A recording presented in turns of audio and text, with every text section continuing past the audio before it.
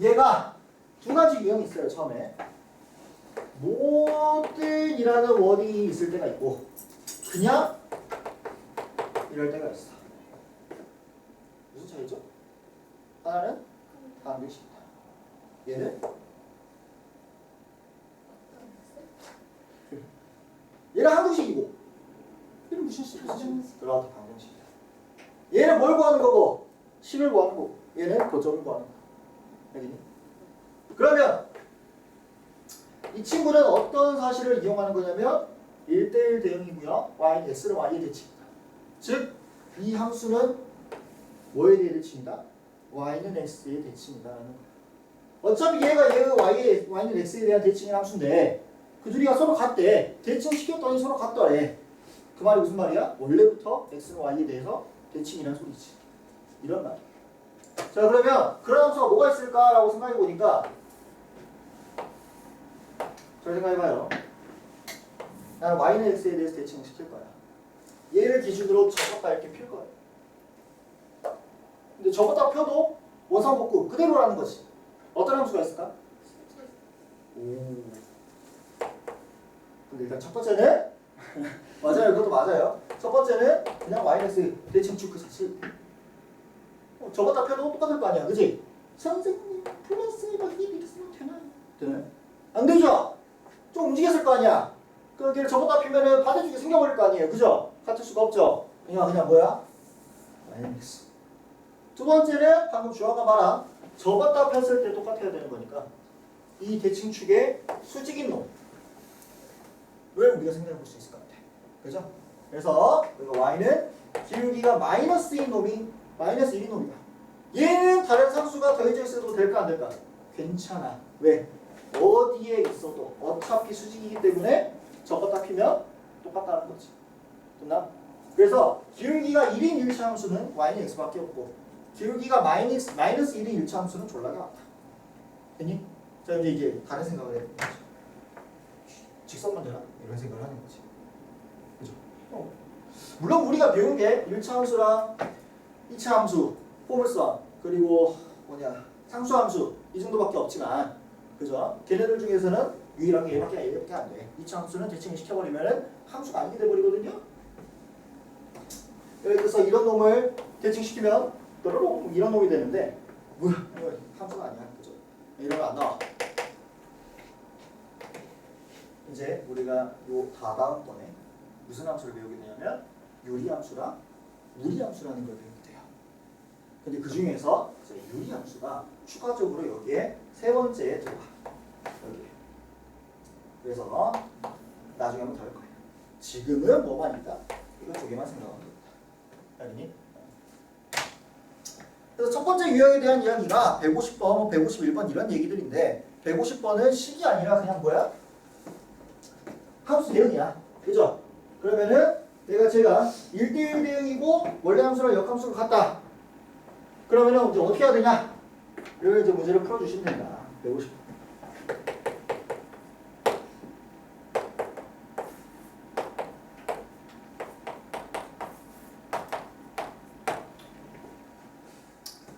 원래 함수랑 역함수랑 같대. 그럼 우리가 가장 쉽게 생각할 수 있는 게 뭐가 있을까? 그냥 갔을 때랑 돌아갔을 때가 서로 같다래. 뭐가 있을까? 양대함수가 있겠죠.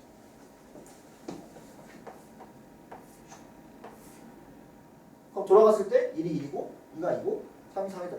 원래의 함수랑 똑같더라. 또 있을까?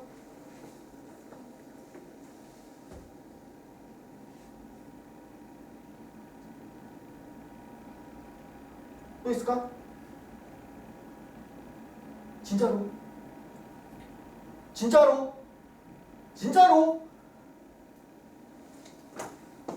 진짜라니까? 그럼 답이 1이겠네. 답이 한 가지겠네. 그죠? 답시 한번 쓱 넘겨봐. 응? 그건 아니죠? 자, 쓱.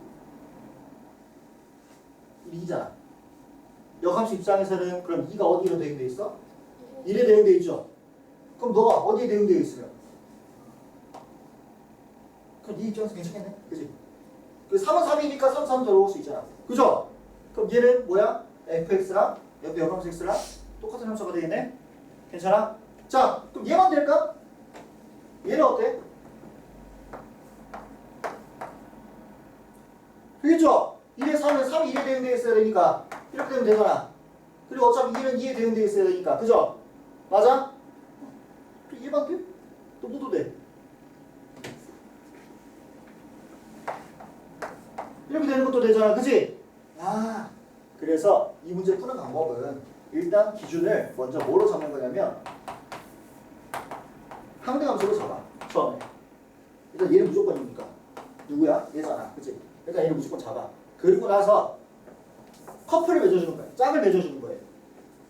얘네들을 최대한 가만히 놔두고 서로 상호적으로 연결될 수 있게 서로 이제 짝을 맺어주기만 하면은 그러면은 역함수를 했을 때도 서로 같으니까 즉 FA가 B고 F 역함수 B가 A를 만족을 할 테니까 그 커플만 맺어주면은 역함수랑 똑같다는 거지.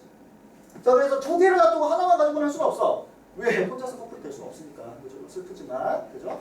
그러니까 두 개를 동시에 없애서 그 둘을 서로 커플을 맺어주면 된다 이거야.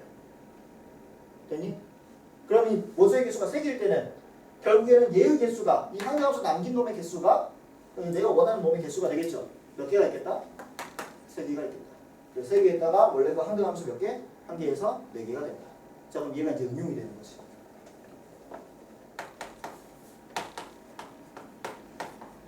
원소 개수가 늘어나는 거죠.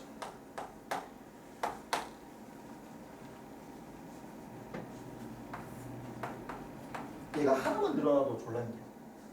그죠? 한번 풀어볼까? 이것만 하고 넘어갈게. 다음 걸로.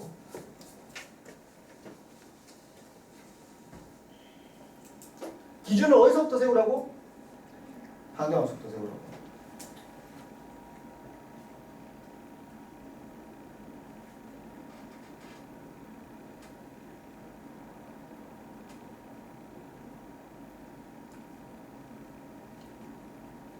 오, 머리가 안 될 텐데. 머리가 안 될 텐데. 케이스가 2번 나뉘어가지고 써야 됩니다.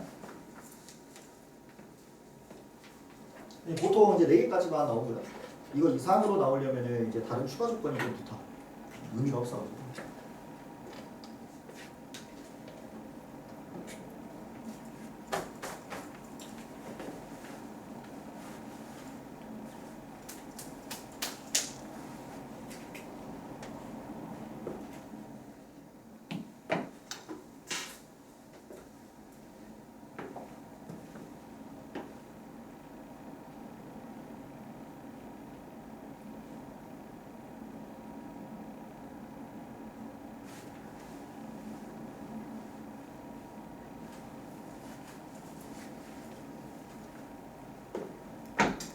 아마 잘 안 될 거예요. 그죠?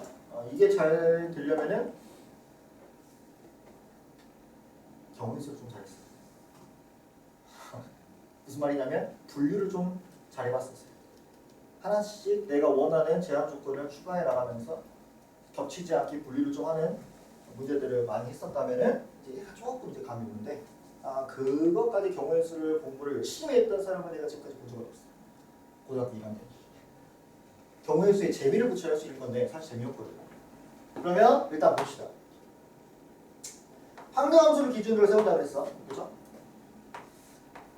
일단 이렇게 한 가지가 있네. 그리고 나서 커플을 맺어줘야 된다 그랬어. 그죠? 그러면 일단 상대함수 여기가 짝대기 몇 개 남기고 2개 남기는 상황. 그렇죠? 그러면은 짝대기 4개 중에서 2개 남길 거를 선택하면 되죠. 사실은? 사실. 일단 1개에다가 42개 이렇게 있겠죠. 그 다음에 이게 끝이야? 아니잖아. 그치? 왜 이러니까? 이게 싹 다 없어지고 커플 맺어줄 2놈을 선택해주면 되는 거잖아요. 그죠? 예를 들어 1, 2커플, 3, 4커플이라면 1, 2가 서로한테 대응되고 3, 4가 서로한테 대응되고 되는 거잖아. 그치? 즉 2명 커플 맺어주면 되는 거잖아요. 그죠? 이거 뭐예요? 더 넓은데 40, 22 이펙트네. 됐니? 그래서 이거 하나, 이거 하나, 이거 하나 다 더하면 내가 원하는 F랑 F 역함수가 같은 함수의 개수를 셀 수 있게 됩니다. 이 방법을 알게 되면은 이게 원소의 개수가 늘어나도 그냥 분할 분배를 여러 번 더하면 되는 거니까 의미가 없다. 그러니까 보통 이것만 가지고 문제가 나오려면은 원소의 개수 4개에서 끝이야. 이제 여기서 조금씩 이제 추가가 되겠죠. 제한 조건들이. 예를 들면 F3인데 여기 5까지 있다든지 이런 식으로. 그래서 그냥 푸는 방법만 아시면 됩니다. 분할 분배도.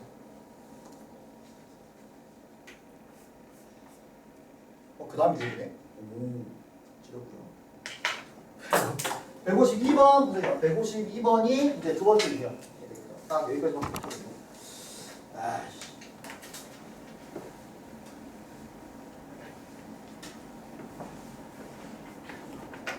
이제 152번은 아예 달라. 아예 다른 유형이에요.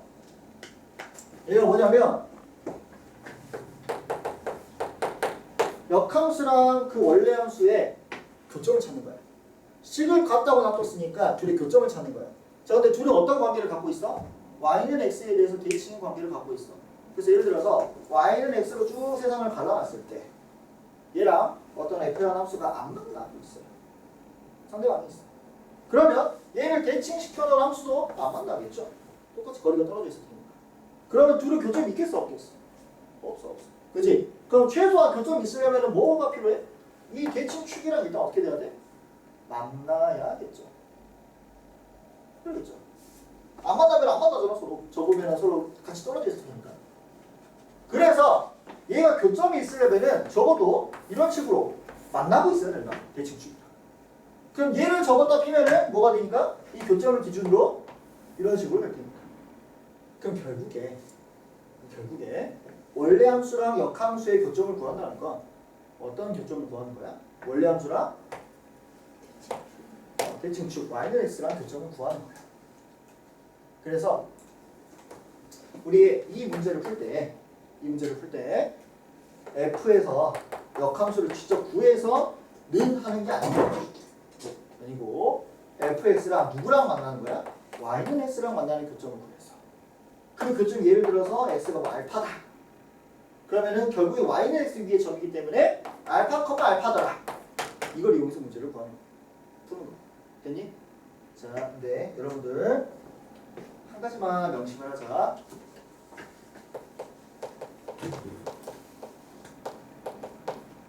증가함수 때 항상 fx랑 f 역함수의 교점은 y는 x 위에 있다.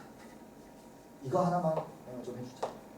보통 너네들이 쭉 이제 문제를 풀 때 다 이거를 풀 수 있어. 웬만하면 다 이거 풀 수 있어요. 근데 나중에 무리함수라는 걸 배워. 근데 무리함수에서 예외가 다 나와. 그래서 요 원칙을 하나만 기억해 주세요. 증가함수가 뭐예요? 하면은 x가 증가할 때 y가 계속 증가하는 함수야. 이런 식으로 쭉 증가하는 함수예요. 오른쪽 위로 쭉 증가하는 함수. 네? 무슨 말이야? 감소하는 함수는 예외가 있을 수 있다. 라는 말이죠. 그래서 이것만 기억을 해주시고 152번은 별거 없다. 그래서 x가 1보다 크거나 같을 때 얘가 y는 x의 제곱 마이너스 2x 플러스 2라는 거야. 그럼 이 함수는 대칭축이 x는 1이니까 정의역을 1보다 크거나 같다라고 놔뒀기 때문에 공역을 1, 몇 짜리인가요 이거? 1,1이라고 주면은 공역을 1보다 크거나 같다고 주면은 뭐야? 1대1 대응이야. 맞아요? 그럼 이 함수는 y는 x랑 1,1에서 만나면서 여기 교점이 하나 더 생기겠죠? 그러면 이 함수의 역함수라는 건 y는 x에 대칭시킨 이런 느낌이겠다. 그럼 내가 얘의 식을 구하는 게 아니고 못 구해. 못 구하는 건 아닌데 지금 이 식을 쓸 수는 없어. 앞으로도 쓰지 않을 거고.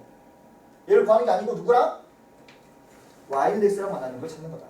그래서 이 식이 x의 제곱 마이너스 2x 플러스 2라는 이 식이 누구랑 만나는? y는 x랑 만나는 x를 찾는 거예요.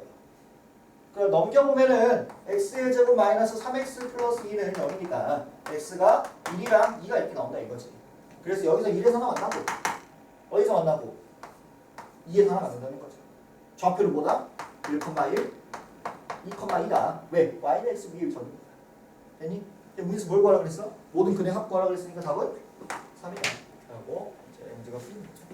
자, 152번만 다시 한번 풀어보시고 남은 시간 복습하고 있으면